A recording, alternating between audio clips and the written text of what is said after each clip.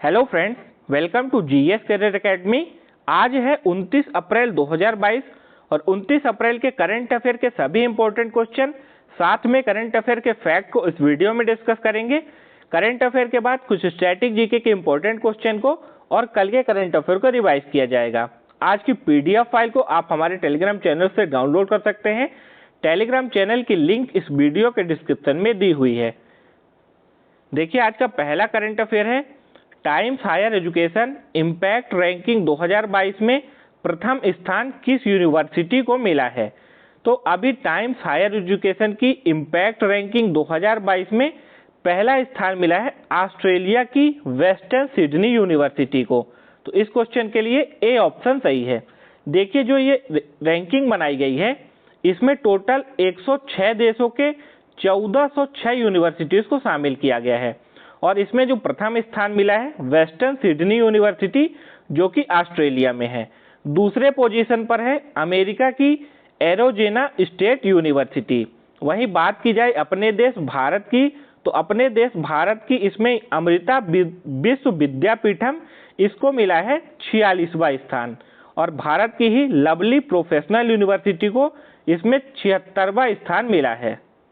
यहाँ पर जो ये THE है इसका मतलब है टाइम्स हायर एजुकेशन। तो इतनी जानकारी आपको पहले करंट अफेयर से याद रखनी है।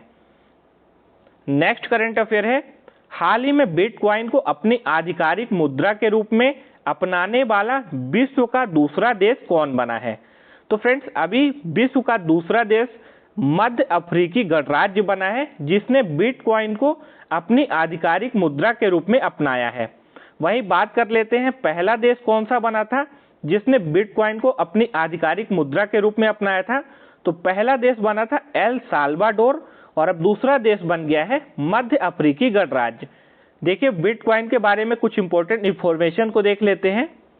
बिटकॉइन एक विकेंद्रीकृत यानी डिसेंट्रलाइज्ड डिजिटल या वर्चुअल करेंसी है।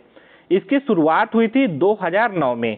बिटकॉइन दो पक्षों के बीच किए जाने वाले लेन देन है जिसमें ना किसी बैंक, सरकार या किसी अन्य वित्तीय संस्थान की मध्यस्थता नहीं होती है, यानी इसको ना तो कोई गवर्नमेंट ना कोई बैंक रेगुलेट करता है। इसके तहत कोई भी बिटकॉइन प्रोग्राम को डाउनलोड कर बिटकॉइन वॉलेट बना सकता है। बिटकॉइन एक तरह का क्रिप्टो करेंसी का ही प्रकार माना गया है। देखिए, बिटकॉइन और क्रिप्टो करेंसी अपने इंडिया में बैन है, लेकिन अभी दो देशों में इसको आधिकारिक मुद्रा यानी ऑफिशियल करेंसी के रूप में अपनाया गया है। तो दोनों देशों के नाम आपको जरूर याद रखने हैं।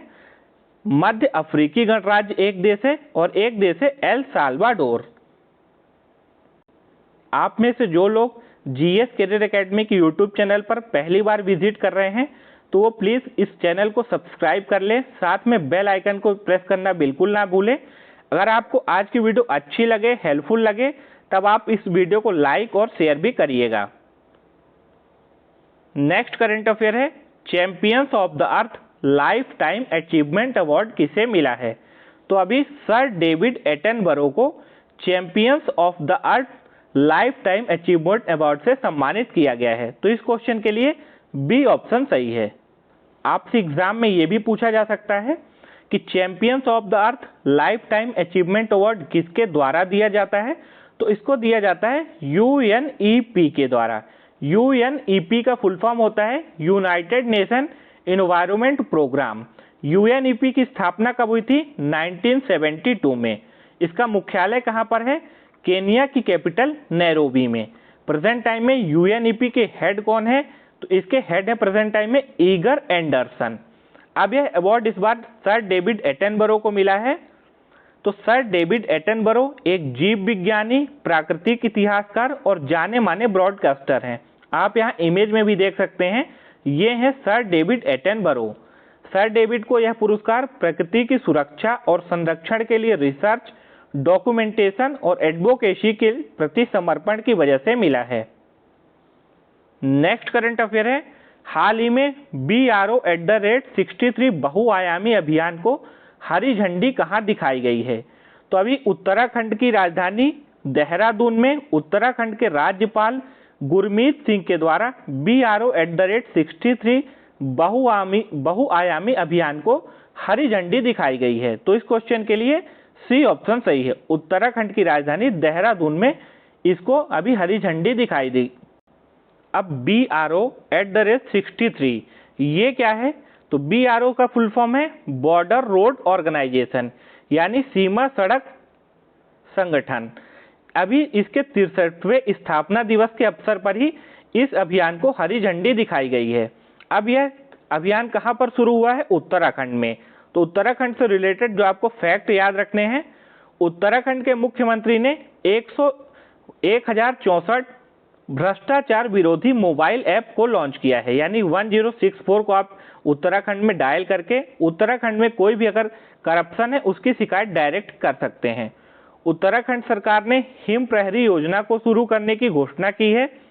पहला वन चिकित्सा केंद्र देहरादून में खोला गया है।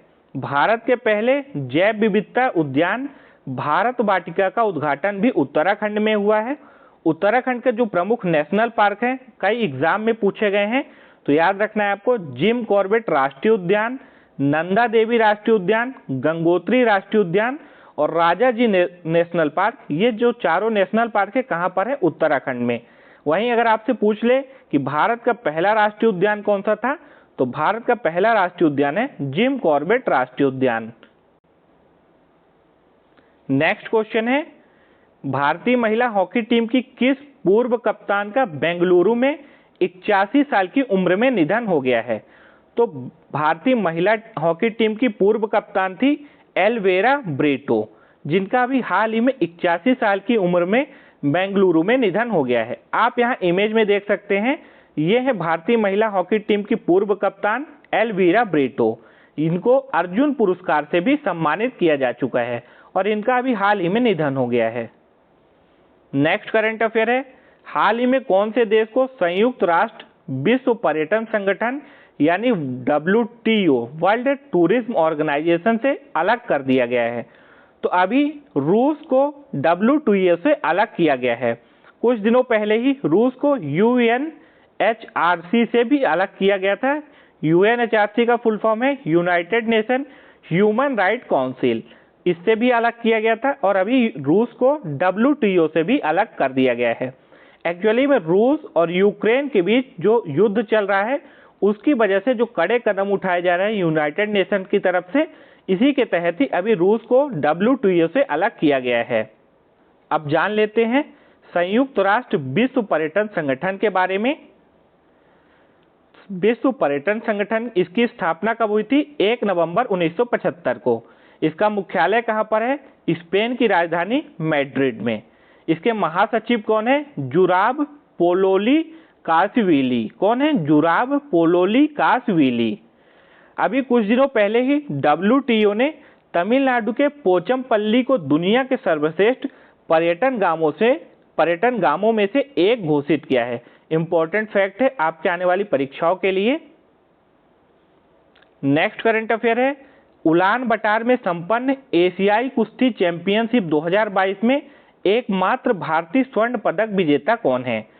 तो एकमात्र भारतीय जिन्होंने इस एशियाई कुश्ती चैंपियनशिप 2022 में स्वर्ण पदक जीता है उनका नाम है रवि कुमार दाहिया। आप यहाँ इमेज में भी देख सकते हैं, ये है रवि कुमार दाहिया जिनको इस कुश्ती चैंपियनशिप में गोल्ड मेडल मिला है भारत की तरफ से। देखिए जो ये उलान बटार एशियाई कुश्ती चैंपियनशिप है, इसका आयोजन कहां पर हुआ था? मंगोलिया के उलान बटार में। इस चैंपियनशिप में भारत को 1 गोल्ड मेडल, 5 सिल्वर मेडल और 11 ब्रॉन्ज मेडल मिले हैं और टोटल कितने मेडल मिले हैं? 17 मेडल भारत ने जीते हैं। अगर आपसे एग्जाम में पूछे कि मेडल टैली में पहले नंबर पर कौन सा देश है, तो 21 पदकों के साथ जापान पदक तालिका में पहले स्थान पर है और भारत कौन से स्थान पर है? 5वें स्थान पर। भारत को कुल कितने मेडल मिले हैं? 17 मेडल। नेक्स्ट करंट अफेयर है, 28 अप्रैल 2022 को किस विषय के साथ इंटरनेशनल गर्ल्स इन ICT डे मनाया गया है? तो सबसे पहले जान लेते हैं ICT ये क्या है। तो ICT का फुल फॉर्म होता है information and communication technology.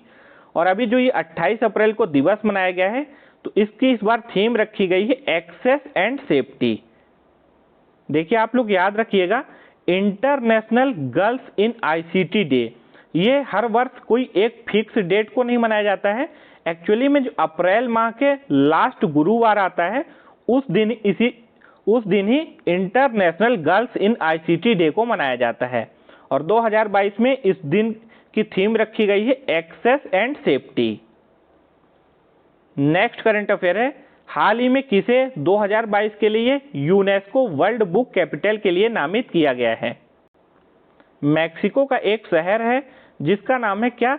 Guadalajara, और इसको ही यूनेस्को वर्ल्ड बुक कैपिटल के लिए नामित किया गया है। यूनेस्को, इसका फुल फॉर्म होता है United Nation Education Scientific and Cultural Organization. UNESCO की स्थापना हुई थी 1945 में। यूनेस्को का मुख्यालय है पेरिस में। पेरिस कहाँ की राजधानी है? फ्रांस की। यूनेस्को के हेड कौन है? आउंड्रे एजोले। वर्तमान में यूनेस्को में 193 देश सदस्य के रूप में शामिल हैं। तो इतनी इंफॉर्मेशन आपको यूनेस्को से भी याद रखनी है जो आपके आने वाले एग्जाम्स के लिए इंपॉर्टेंट बनती है। नेक्स्ट करंट अफेयर है, हाल ही में प्रसार भारती किस देश के पब्लिक ब्रॉडकास्टर के साथ समझौता किया है? तो अभी अपने देश भारत की प्रसार भारती ने अर्जेंटीना के पब्लिक ब्रॉडकास्टर के साथ एक समझौता किया है। तो इस क्वेश्चन के लिए सी ऑप्शन सही है। इससे पहले अपने देश की प्रसार भारती ने ऑस्ट्रेलिया के ब्रॉडकास्टर के साथ भी समझौता किया था और अभी इसने अर्जेंटीना के पब्लिक ब्रॉडकास्टर के साथ समझौता किया है। तो दोनों आपको याद रखने हैं। देखिए अभी तक हमने डिस्कस कर लिए 29 अप्रैल के सभी इंपॉर्टेंट करंट अफेयर। अब कुछ स्टैटिक जीके के क्वेश्चन जो आपके आने वाले सभी एग्जाम्स के लिए इंपॉर्टेंट है। भारत के प्रथम संचार उपग्रह का क्या नाम था? तो याद रखिएगा, भारत का पहला संचार उपग्रह था Apple. Indian institute of remote sensing कहां पर स्थित है? तो Indian institute of remote sensing का कार्यालय है देहरादून में। 1958 में डीआरडीओ की स्थापना किसकी अध्यक्षता में की गई थी? एपीजे अब्दुल कलाम की अध्यक्षता में। भूमध्य सागर का द्वार किसे कहा जाता है? जिब्राल्टर को। जल संधि कौन सा? देखिए ये जिब्राल्टर जल संधि है। फिर कौन सा देश सर्वाधिक देशों से अपनी अंतरराष्ट्रीय सीमा साझा करता है? तो चाइना। इसकी जो सीमा है 13 देशों से मिलती है और जो सर्वाधिक है। एक सामान्य आदमी का श्वसन दर प्रति मिनट कितना होता है? तो 16 से 18 बार। श्वेत रक्त कण यानी WBC का जीवन काल कितना होता है? 2 से लेकर 4 दिन। व्हाइट ब्लड कॉर्पस्कल का जीवन काल होता है। रक्त की मात्रा शरीर के भार का लगभग कितना प्रतिशत है? तो जो हमारी बॉडी है उसमें जो 7% वेट है वो किसका है? ब्लड का। रेमन मैग्सेसे पुरस्कार प्राप्त करने वाली प्रथम भारतीय महिला कौन थी? किरण बेदी, जिनको रेमन मैग्सेसे पुरस्कार मिला था। भाषा के आधार पर पहला राज्य कौन सा बना था भारत में? तो भाषा के आधार पर आंध्र प्रदेश का गठन हुआ था। महात्मा बुद्ध ने अपना पहला उपदेश कहाँ दिया था? सारनाथ में। उच्च न्यायालय में प्रथम महिला मुख्य न्यायाधीश कौन बनी थी? इनका नाम है श्रीमती लीला सेठ। भारत रत्न से सम्मानित प्रथम भारतीय कौन थे? तो पहली बार भारत रत्न मिला था डॉक्टर सर्वपल्ली राधाकृष्णन को। ये हमारे देश के पूर्व राष्ट्रपति भी थे। कल के करंट अफेयर को भी रिवाइज कर लेते हैं। किस राज्य का जामताड़ा जिला हर गांव में पुस्तकालय वाला भारत का पहला जिला बना है? तो जामताड़ा जिला ये कहां पर है? झारखंड राज्य में। आजादी का अमृत महोत्सव के तहत किसान भागीदारी प्राथमिकता हमारी नामक अभियान को किसने लॉन्च किया है? कृषि कल्याण मंत्री नरेंद्र सिंह तोमर के द्वारा किसान भागीदारी प्राथमिकता हमारी नामक अभियान को लॉन्च किया गया। विश्व स्वास्थ्य संगठन यानी WHO ने कोरोना महामारी के इलाज के लिए किस दवा के इस्तेमाल को मंजूरी दी है? तो इस दवा का नाम है पैक्सलोविड। अब इसकी मंजूरी मिली है WHO की तरफ से कि आपातकाल की स्थिति में इस ओरल ड्रग को इस्तेमाल किया जा सकता है कोरोना महामारी के इलाज के लिए। फार्मूला 1 चैंपियन मैक्स वर्स्टापेन ने किस देश में एमिलिया रोमगाना ग्रैंड प्रिक्स खिताब जीता है? तो ये एमिलिया रोमगाना ग्रैंड प्रिक्स इसका आयोजन हुआ था इटली में और इसको किसने जीता है? फार्मूला 1 चैंपियन मैक्स वर्स्टापेन ने। गृह मंत्री अमित शाह की उपस्थिति में एक साथ 72,000 राष्ट्रीय ध्वज फहराने का Guinness book of world record कहां बना है? बिहार के जगदीशपुर में। हाल ही में कहां पर आयोजित हो रहे अंतर्राष्ट्रीय बुक फेस्टिवल 2022 में भारत ने गेस्ट ऑफ ऑनर कंट्री के रूप में भाग लिया है? तो इसका आयोजन हो रहा है पेरिस में और अपना देश भारत इसमें गेस्ट ऑफ ऑनर कंट्री के रूप में शामिल हुआ है। केंद्र सरकार ने मार्च 2024 तक प्रधानमंत्री भारतीय जन औषधि केंद्रों की संख्या बढ़ाकर कितने हजार करने का लक्ष्य रखा है? तो आने वाले 2024 तक अब जो 10,000 भारतीय जन औषधि केंद्र बनाए जाएंगे।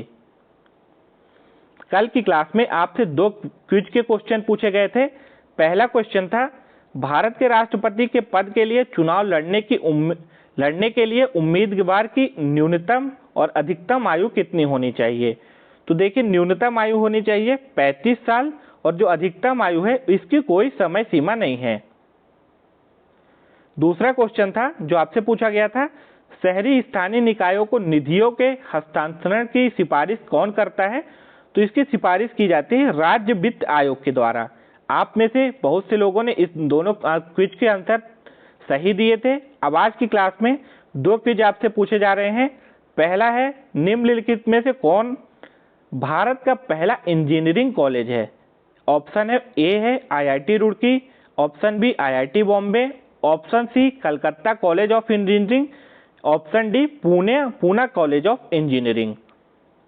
दूसरा क्वेश्चन है, जलियांवाला बाग हत्याकांड के बाद निम्नलिखित में से किसने कहा था इस शैतानी सरकार को सुधारा नहीं जा सकता, इसे समाप्त किया जाना चाहिए?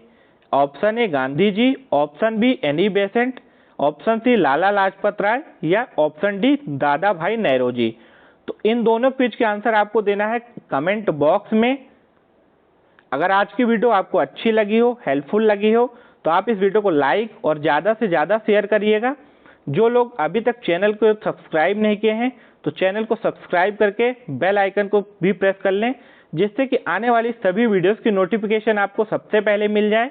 मिलते हैं फिर नेक्स्ट वीडियो में, तब तक के लिए आप सभी को जय हिंद, वंदे मातरम, टेक केयर।